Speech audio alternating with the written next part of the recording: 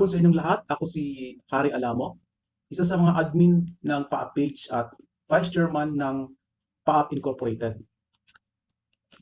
Dati rin akong avionics line mechanic sa PAL at saka LTP. Pareho kaming ex-PAL ni Chairman Oscar Bacaltos, pero hindi ko na siya naabutan sa PAL. Pero una ko siya nakasama sa LTP Quality noong 2004. Pero nag-upload ulit siya noong 2006 sa NASAir. Flynas na ngayon.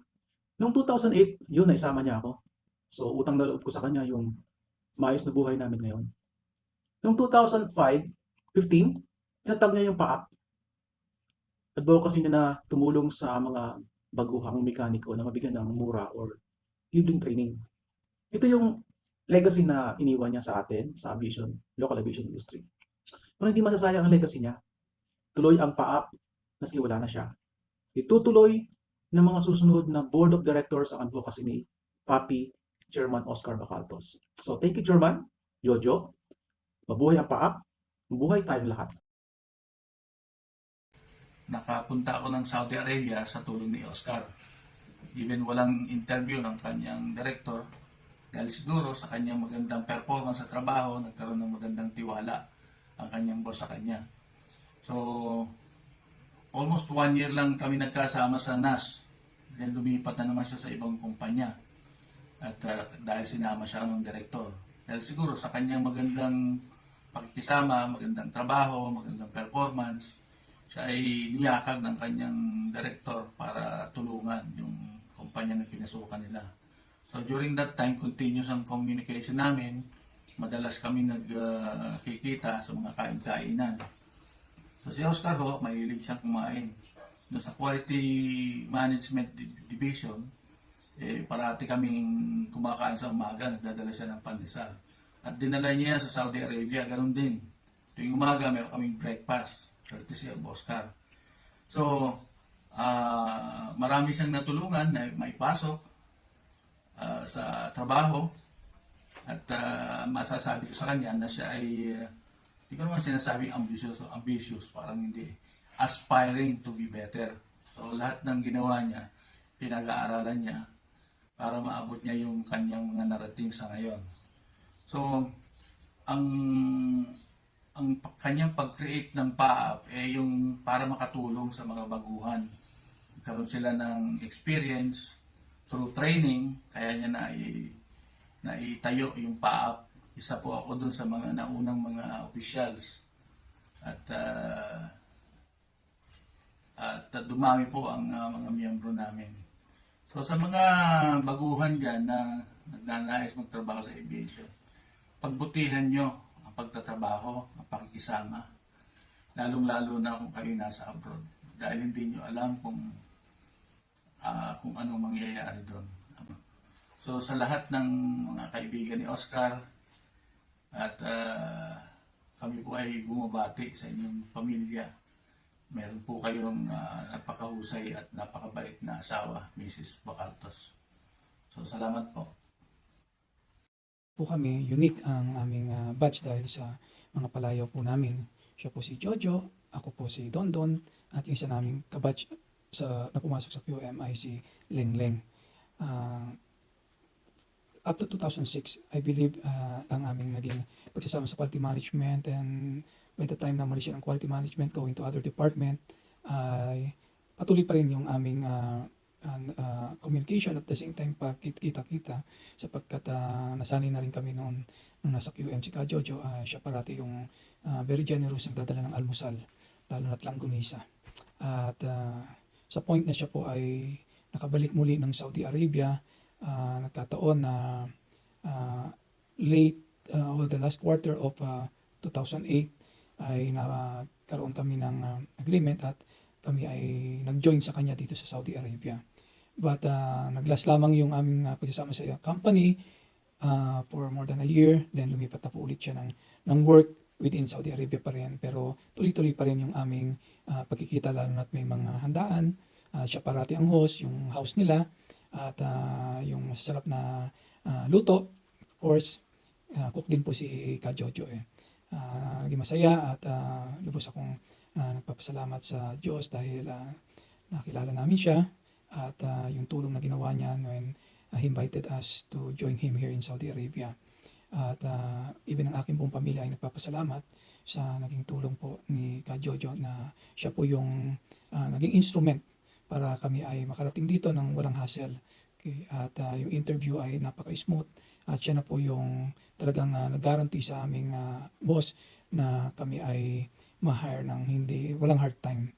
Kaya salamat na marami sa ginawa niya yun sa amin, and even to a point na siya po ay pa-retire na, ay hindi nawala yung aming communication, bagamat naging madalang yung mga, lalo na yung time ng pandemic na nga po, hanggang sa makauwi siya, ay yun na rin po yung huli naming pagkikita. Pero sa pagkakataong ito, nais kong ipahayag ang aking taus-pusong pasasalamat sa kanya at maging sa kanyang pamilya na kanya parating na ikikwento. At from time to time nga nandun kami sa accommodation niya, nakikita namin yung picture, family picture, at talagang nandun yung always naka-ready yung kanyang laptop to communicate to his family. At ngayon nga, marami akong pwedeng sabihin, pero siguro doon na lang po ako sa point na yung taus-puso kong pasasalamat. Una sa Diyos at sa naging time ng pagsasama namin dito sa Saudi Arabia, maging doon sa Pilipinas, sa LTP nga po. At rest in peace, Ka Jojo. Salamat. Afternoon, everyone. I've worked with Oscar on and off for more than 4 decades, and this is the only thing I can say about him. Hayop siya. Hayop siyang kaibigan, hayop siyang katrabaho, hayop siyang kapatid. Napakabuti ng tao. His sudden departure left a big void in this organization. At mahihirapan kaming makahanap ng isang katulad niya na nagmamalasakit sa ating lahat. Masasabi ko lamang ay ganito. Nawala na siya sa mundong ibabaw, pero hindi natin siya makakalimutan. His legacy will live on until we fully succeed. Thank you so much. Good afternoon po sa lahat. And kamusta po my fellow PAA family? I am Charmy or Chams Badajos, and I'm in Lufthansa Technic Philippines HR Department year 2002. And ako po yung nag-process sa recruitment ni Sir Jojo before. I think he applied year 2003 in Quality Management Department. So I remember, for a quick sharing lang, nakilala ko siya before na talagang sabi niya, "Ma'am, baka naman pwedeng wag na mag-exam. So, i-base na lang sa interview experience." Well, since protocol natin is you have to take the exam, written exam. So nakapasa po siya, highly qualified, and kitang-kita naman kasi yung experience niya hanggang sa mapa-Pilipinas at mapa-abroad. Talagang very qualified. Sobrang dami kong natutunan sa kanya. Up until my internal bidding sa quality department, sobra akong na-inspire at talagang natutukan niya ako. Ang dami kong mga tanong. Siya talaga nag-share ng mga ways, mga quality auditing, yung mga technical know-how sa quality. Kaya nagkaroon din ako ng experience makapagtrabaho sa Singapore Airline as aircraft planner. Kung hindi dahil sa talagang pagpupush niya din sa akin. Imagine, I'm in HR lang before, in Cebu Pacific and in LTP HR, at nagkaroon ako ng experience na makapunta at makapagtrabaho, maging highly diversified sa aviation kasi nakapagtrabaho ko sa Quality Management Department and sa Singapore din in CHAEC as aircraft planner, kung hindi dahil din sa tulong ni Sir Jojo sa mga pag-advise niya sa akin. So, marami akong natutunan sa kanya, kay Sir Jojo, as a person, as a father, as a daughter niya sa akin, as a co-worker, as being a professional, mga advices niya. Nakikisabay kasi ako dati sa kanya sa pagpasok nung nalaman ko na sa Pasig siya nakatira. Nakikisabay ako, ihatid muna namin mga anak niya, tapos hatid sundo. Pag uuwi naman, minsan makikisabay din ako, dadaan pa kami sa simbahan. That's how I got inspired sa kanya, yung pagiging prayerful niya. And not only a good leader, a good worker, a good provider, but at the same time, a good father sa mga anak niya. And marami rin akong natutunan sa kanya pagdating sa sa way kung paano makisama sa mga tao, yung pagiging generous niya, good-hearted person niya, sobrang passion niya sa trabaho, yun, isa sa mga natutunan ko sa kanya. At hanggang sa ngayon, ina-apply namin mag-asawa at ganon din sa kung paano yung pagpapalaki namin sa mga bata. Ninong din namin siya sa kasal, kaya talagang kahit ninong, Sir Jojo pa din kasi nakasanayan na rin namin kasi nga sobrang nililook up namin. Up until nag-put up ako ng business sa HR, ng manpower services or recruitment services locally. And tinap niya ako 2015. Sinabi niya kung paano, nagtatanong kung paano mag-put up ng korporasyon is yung mga non-revenue kasi nga in-explain na niya and sobrang na-inspire ako sa goal niya, sa mission niya, yung vision niya sa PAAP. Actually, nag-start yan. I went to SEC and I collate all the documents from nasa Saudi pa kasi siya. So, ayun, iba pa yung mga pangalan, PAAP hanggang sa PAAP. Kasi maraming kaparehas na pangalan before. So, I'm just so happy and so proud na sa dami na ng members natin ngayon at talagang nakita ko yung effort and lahat ng mga sir and ma'am sa officer from Sir June, Sir Harry, Sir Noel and everyone na talagang nakita ko na nagpapatuloy ng legacy ni Sir Jojo. Sobrang masaya ako kasi nabasa ko nga yung mga previous na message namin kung ano yung future plan niya. Nabasa ko lahat, yung mga 3-story na building, may training. I know, mga sir, alam ko na napag-uusapan ninyo yan.